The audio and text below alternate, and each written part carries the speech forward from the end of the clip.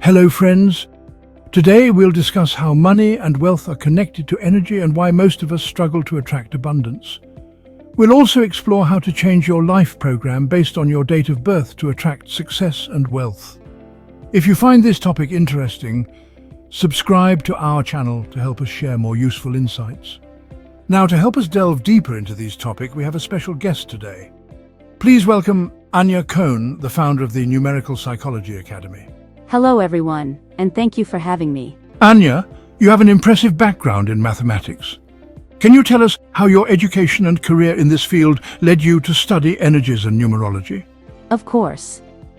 I earned my degree in mathematics from Columbia University and worked as a professor at various universities while completing my doctoral studies. Mathematics taught me to see the world through numbers and patterns. Over time, I became interested in how numbers can influence our lives, not only scientifically, but also spiritually. This curiosity led me to numerology, which revealed that each of us has a unique energy code based on our date of birth. Very impressive background, Anya. Now let's start with the main question. How is money related to energy?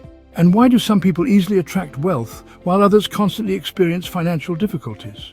Well, do you know that the ancient Greek mathematician Pythagoras believed that numbers were the building blocks of the universe, and that each number had a specific vibrational energy? Does it mean that each of us has a unique code of success based on our date of birth?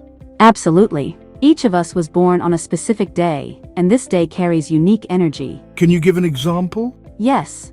For example, if you were born on the 5th, your energy might be related to business and communication. What if I was born on the 22nd? Then your number carries the 4th energy associated with planning and creativity.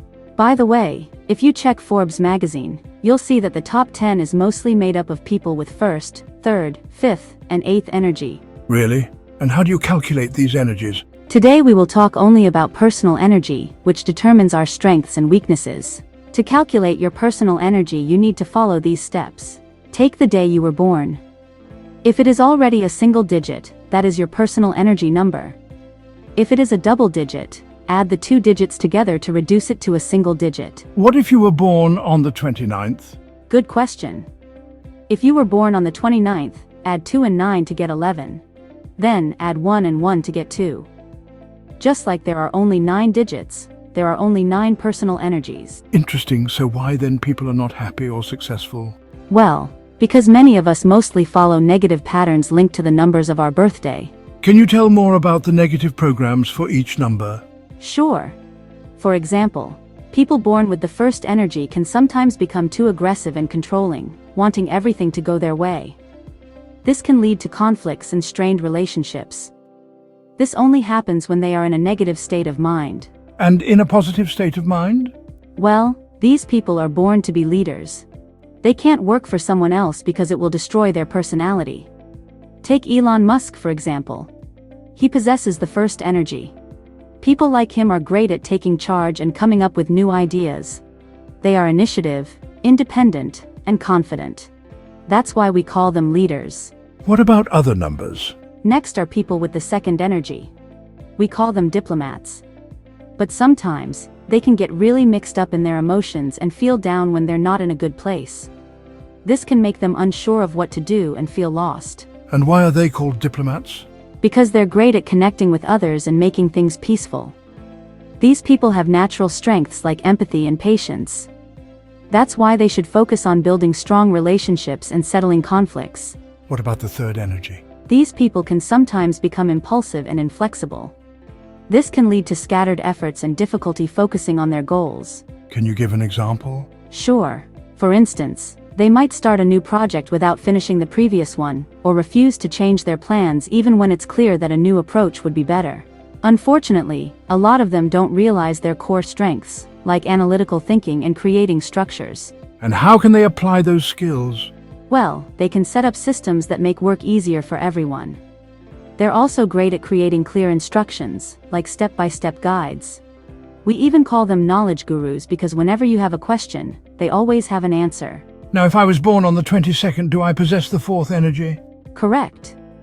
If you are born with the 4th energy, you can sometimes become overly critical, emotionally detached, and apathetic.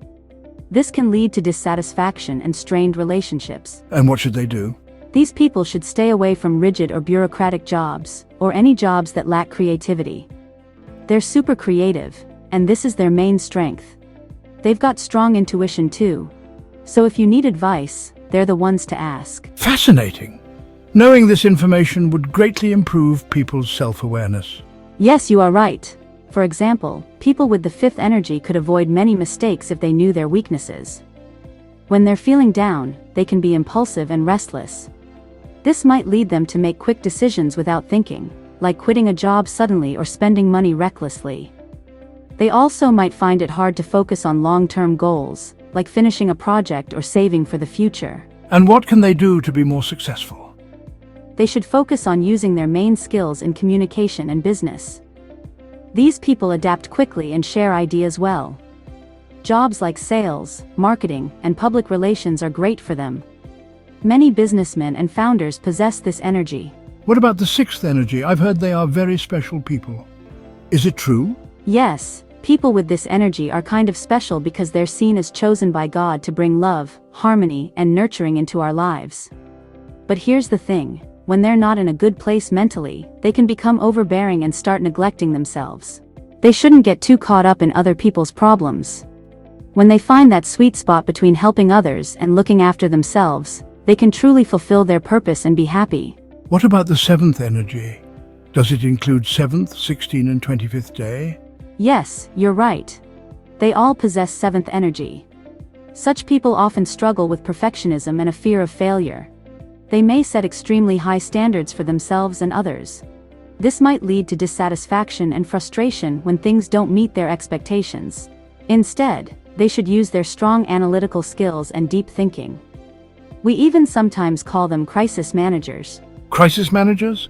Yes, they are great at figuring out complex problems and coming up with smart solutions during crisis situations.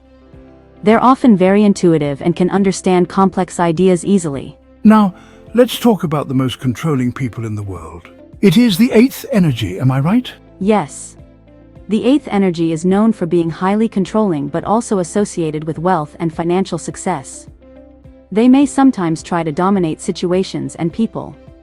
They also have a strong desire for power, which ultimately affects their personal and professional growth. So what should these people do to achieve success in life? Well, I would recommend them to focus on their natural strengths, such as ambition, discipline, and leadership. They are great at organizing and leading projects to achieve big goals. They can also build strong teams and achieve remarkable results. And what about the final number? The 9th energy is very unique because it incorporates elements from all the previous energies. However, such people often struggle with holding on to past experiences and feeling overwhelmed by old emotions. This makes it hard for them to move forward and take on new opportunities. What I really recommend them to do is find their own path, like starting a project or a business, and not rely on others. By doing their own thing, they can use their strengths and reach their goals on their own terms. Amazing. If only people knew about their energies, it could make such a difference. I agree.